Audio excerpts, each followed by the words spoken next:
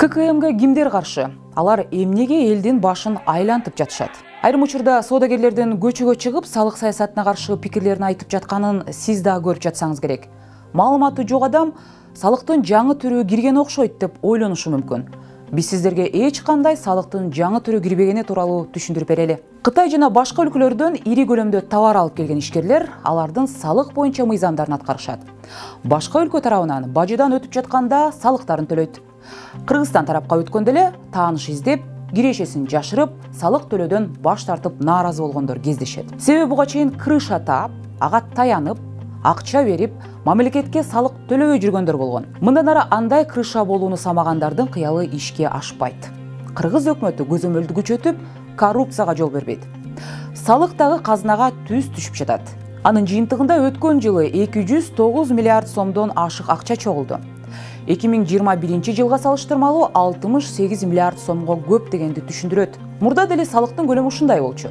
Бирок мамлекетти тоногондор, уурдагандар, коррупционерлер өздөрү эсепсиз байып, жылына болгону 25-30 миллиард гана сом жыйналчу. ККМ аппараттары салыктын өз убагында төлөнүшүн гана көзөмөл кылган механизм.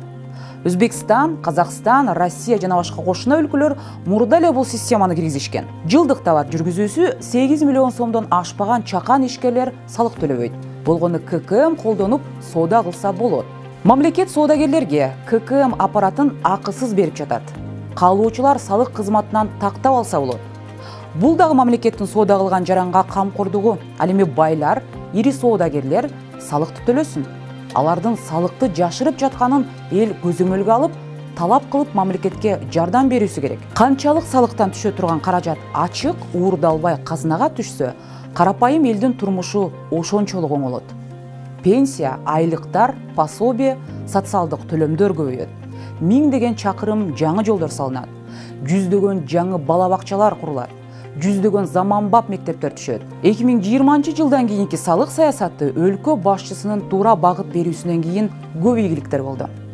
53 миллиард сомго жаңы аскердик техникалар сатылып алынды. Ошол даярдык өз убагында болгон үчүн чек арага басып киргендердин мизи кайтарылды. Эгер мурдагыдай эски техникалар менен тосуп чыкканда, эмне болор элек, аны бир Кудай билет. Жол жүргөн техникалар, тиг учактар, куткаруучу техникалар, автобустар, кызматтык унаалар, өрт өчүргүч машиналар биринин артынан бири алынып жатат. Ачыгын айтканда, акыркы жолу 2009 жылы өрт өчүргөн техника келген экен, ошол бойдон алынган эмес. Азыр алынып жаткан техникалар шатысы 25 этажга чейин өчүрүү мүмкүнчүлүгү бар. Мамлекет мына ушинтип өнүгөт. Президентибиз аракетин кылып жатат.